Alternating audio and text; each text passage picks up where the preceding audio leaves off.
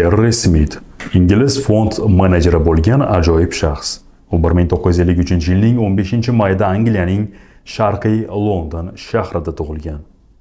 Hozirgi kunda u Buyuk Britaniyaning eng muvaffaqiyatli va taniqli investitsiya rahbarlaridan biri hisoblanadi. Terry Smith oddiy oilada tarbiyalangan. U Stratford Grammar Schoolda o'qigan va 1974-yilda Cardiff universitetining University College'da tarix yo'nalishida tahsil olgan. U birinchi darajali diplom bilan bitirgan. Moliya sohasiga bo'lgan qiziqishi hali yoshligidanoq boshlanib, u 1973-1974-yillarda Barclays bankda ishlashni boshlagan. Palmov filialida boshqaruvchi bo'lib faoliyat yuritgan. U keyinchalik bank moliya bo'limiga o'tdi va shu yerda aksiyalarni tahlil qilish sohasiga kirishib ketdi. 1976-yilda u Charter Institute of Bankers a'zosi bo'ldi. Kelajakda karyerasi uchun muhim qadam sifatida 1979-yilda Henley Management College'da magistrlik darajasini oldi. Bu ta'lim unga moliyaviy bozorlarni chuqurroq tushunish va strategik fikrlash qobiliyatlarini rivojlantirishga yordam berdi. 1984-yilda Terry Greenwald & Co ga tahlilchi analitik sifatida o'tdi. Keyinchalik Barclays The Zote Vet kompaniyasiga qo'shildi va 1984-1989 yillar oralig'ida Londondagi eng yaxshi bank tahlilchisi unvoniga sazovor bo'ldi. 1990-yilda u UBS Philip & True kompaniyasida Buyuk Britaniya kompaniyalari tadqiqotlari bo'limi rahbari lavozimiga tayinlandi. 1992-yil Terry Smithning karyerasi uchun burilish nuqtasi bo'ldi. U Accounting for Growth nomli kitob chop etdi. Ushbu asar korporativ buxgalteriya hisobini manipulyatsiya qilish usullarini ochiq tanqid qildi va moliyaviy hisobotlarni qanday qilib investorlarni chalg'itish uchun ishlatilishini fosh etdi. Kitob juda katta jarangga sabab bo'ldi. U 3 hafta ichida 100 ming nusxadan ortiq sotildi va bestseller bo'ldi, ammo bu muvaffaqiyat katta narxga tushdi. Terry Smith ishidan bo'shatildi. UBS Phillips & True kompaniyasi uning fikrlarini ma'qullamadi. Kitobda Polypec, Bridge & Cowmont va Colorly kabi bankrot bo'lgan kompaniyalarning moliyaviy hisobotlarini manipulyatsiya qilish usullari tahlil qilindi. Bu ish moliya olamida haqiqiy to'lqin yaratdi va ko'plab buxgalteriya standartlarining o'zgarishiga olib keldi. Ishdan bo'shatilishidan keyin Terry Smith Collins Stewart kompaniyasiga qo'shildi va 1992-yilda u yerda ishlay boshladi. U tez orada kompaniya rahbariyatida o'z o'rnini topdi va 1996-yilda direktor bo'ldi. 2000-yilda u boshqaruv sotib olish operatsiyasini amalga oshirganidan keyin bosh direktor lavozimiga ko'tarildi. Xuddi o'sha yili kompaniya London fond birjasida ro'yxatdan o'tdi.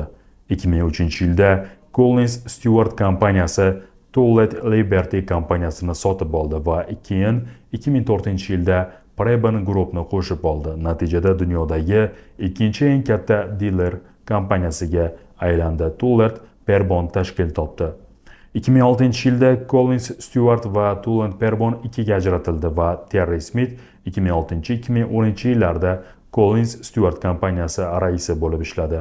2014-yilda u Tullett Perbondan nafaqaga chiqdi va to'liq vaqtini o'zi asos solgan Fundsmith kompaniyasiga bag'ishladi va bu qarorni qabul qildi. 2010-yil noyabr oyining 1-kuni Terry Smith o'zining fond boshqaruv kompaniyasi Fundsmithni tashkil etgan. Londonda joylashgan bu kompaniya juda oddiy, lekin samarali strategiyaga asoslangan. Yaxshi kompaniyalarni sotib oling, haddan tashqari to'lamang va hech narsa qilmang. Bu yondashuv uzoq muddatli investitsiya falsafasini aks ettiradi. Fundsmith Equity fondi boshlanishidan buyon ajoyib natijalar ko'rsatdi. 2010-yildan 2025-yil oxirigacha fond yiliga o'rtacha 13,8% daromad keltirdi. Kumulativ darajada fond 612,9% o'sish ko'rsatdi. Bu MSCI World Indexda 145% yuqori natija. Butun davr mobaynida Fond Investment Association Global sektoridagi 155 ta fonddan 3-o'rinda turdi. Sektor o'rtachasi ustidan 322% yuqori daromad bilan. Kompaniya boshlanishda bor yo'g'i 1,5 milliard funt sterling boshqarar edi. 2024-yil oxiriga kelib, boshqariladigan aktivlar hajmi 24,9 milliard funt sterlinggacha yetdi. 2025-yil oxiriga kelib, bu ko'rsatkich 24 milliard funt sterling bo'ldi. Bu pasayish asosan so'nggi 2 yildagi bozor sharoitlari va ba'zi investorlarning mablag'larini yechib olishi bilan bog'liq. Terry Smithning investitsiya yondashuvlari juda aniq va tushunarli. U odatda 20-30 ta yuqori sifatli kompaniyalarga investitsiya qiladi. Uning asosiy mezonlari kapitalni samarali ishlatish, qobiliyati yuqori kompaniyalar, raqobatchilarga takrorlanishi qiyin ustunliklarga ega bizneslar, yuqori qarz talab qilmaydigan kompaniyalar, texnologik o'zgarishlarga chidamli bizneslar va adolatli narxda baholangan kompaniyalar. Bu ko'pincha ingliz Warren Buffett deb ataladi, chunki uning uzoq muddatli investitsiya strategiyasi Buffettning yondashuviga o'xshab ketadi. Terry Smith Tour de France velosipedlari musobaqasini misol keltiradi. Hech bir velosipedchi hamma bosqichda g'olib chiqqan emas va hech qachon chiqmaydi. Xuddi shunday investitsiyada ham chidamlilik sinovdir va g'olib yaxshi strategiyani topib, unga sodiq qoladigan investor bo'ladi.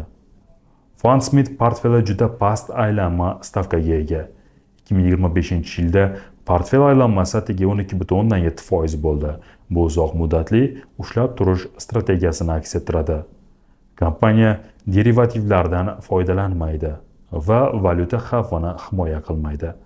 Boshqaruv to'lovlari yiliga 1,04% bo'lib, bu fond raqobatdosh narxlarda yuqori sifatli xizmat taqdim etishini ko'rsatadi. Fundsmith portfelida dunyo miqyosidagi eng kuchli kompaniyalar mavjud.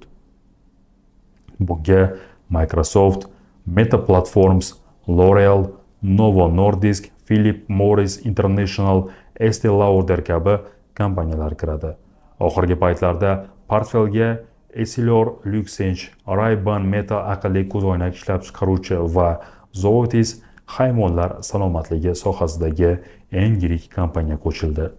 2023-2024 yillar Fundsmith uchun qiyinroq davrlar bo'ldi. Fond yiliga o'rtacha 13,6% daromad keltirgan bo'lsa-da, oxirgi 5 yil MSCI World Indexdan orqada qoldi. 2025-yil fond 0,8% o'sish ko'rsatdi. MSCI World Index esa 12,8% o'sdi. Bu asosan texnologiya sohasi va sun'iy intellekt bo'yicha kompaniyalarga katta investitsiyalar kiritilgan bozor sharoitlari bilan bog'liq. 2018-yildan Terry Smith Smithson Investment Trust'ni tashkil etdi. Bu investitsiya trusti kichik va o'rta hajmdagi global kompaniyalarga qaratilgan. Boshlang'ich ochiq jamoatchilik taklifida trust 822,5 million funt sterling jalb qildi. Bu Buyuk Britaniyada joylashgan investitsiya trustlari tarixidagi eng yirik miqdor edi. 2025-yil apreligacha trust 42,6% daromad keltirdi. Bundan tashqari u 2017-yilda Fundsmith Stewardship Fundni avval Fundsmith Sustainable Equity Fund nomi bilan tanilganini ishga tushirdi. Bu fond xuddi asosiy fondga o'xshash strategiyani qo'llaydi. Terry Smith tarixga ham katta qiziqish bildiradi, ayniqsa harbiy tarixga. 2008-yilda u Sir Kit Park Memorial kompaniyasini boshladi va rahbarlik qildi. Bu kompaniya Ikkinchi jahon urushidagi Britaniya jangi davridagi 11-guruh komandir Sir Kit Parkning haykalini taraflarga maydoniga o'rnatishga qaratilgan edi. Doimiy haykal 2010-yil 15-sentyabrda jang 7000-yiligacha World Peace o'rnatildi va ochildi. 2012-yilda Terry Smith Yangi Zelandiya savodxonlik orderining a'zosi etib tayinlandi. 2016-yilda esa Cardiff universiteti unga faxriy a'zolik berdi. Terry Smith avval Barbara ismli ayol bilan turmush qurgan va 2 qiz farzandi bor. Biroq keyinchalik bu oila ajrashgan va 13 yillik munosabatlardan keyin yangi sheriklik bilan oila qurdi va u bilan ham ajrashgan. 2021-yildan buyon u sobiq sherigi bilan bir qancha huquqiy nizolarda nizolashib kelmoqda. 2025-yilgi ma'lumotlarga ko'ra, Terry Smithning sof boyligi 220 million funt sterling atrofida baholanmoqda. Shunday Times Rich List uni 300 million funt sterling boylikka ega deb baholagan. Uning boyligi asosan Fan Smith fond boshqaruvi va ijro to'lovlaridan, shuningdek, o'z fondlariga shaxsiy investitsiyalardan kelib chiqadi. U hozirda Fan Smith fondlariga 250 million funt sterlingdan ortiq shaxsiy investitsiya kiritgan. Hozirda u Moravshus orolida yashaydi va shu yerdan o'z kompaniyasini boshqaradi. U boksga qiziqadi. Shuningdek, u velosipedchi va Muay Thai jangchisi. Terry Smith investitsiya boshqaruv kompaniyalarining to'lov tuzilmalarini qattiq tanqid qiladi. U ko'plab menejerlar aksiyalarini juda ko'p marta aylantirib, investorlar daromadlarining ko'p qismini ortiqcha boshqaruv to'lovlari va xarajatlarga yo'qotishini ta'kidlaydi. U shuningdek, mana shu gapni ko'p marta aytgan. O'tgan yili biz 3.5 milliard funt sterlinglik fond bo'yicha savdo-sotiqqa 98 ming funt sterlinglik sarfladik. Ya'ni umumiy savdo-sotiq xarajatlari 0.005% bo'ldi. FCA statistikasi Buyuk Britaniyadagi o'rtacha fond menejmeri savdo-sotiqqa 1.5% sarflashini ko'rsatadi. Bu samaradorlikka katta zarbador.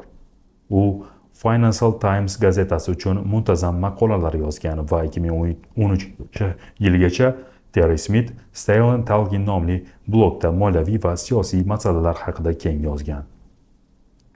U Eurosceptik, Yevropa ittifoqiga tanqidiy qarash va Buyuk Britaniyaning Yevropa ittifoqidan chiqishini qo'llab-quvvatlagan. Oxirgi paytlarda Terry Smith texnologiya gigantlarining sun'iy intellektlarga sarflaydigan ulkan kapitallari haqida savollar ko'tarib chiqdi. U Nvidia kabi kompaniyalarni sotib olmagan va ularning ortiqcha bahosini tushuntirib berdi. 2025-yil investorlar maktubida u sun'iy intellekt investitsiyalarining haqiqiy foydani keltirishi haqida savollar bildirdi va portfel kompaniyalarining erkin pul oqimini, free cash flow ko'rsatkichlariga e'tibor qaratdi. Terry Smithning moliya sohasidagi muvaffaqiyati shubhasiz. U oddiy oiladan chiqqan holda dunyoning eng taniqli investorlaridan biriga aylandi.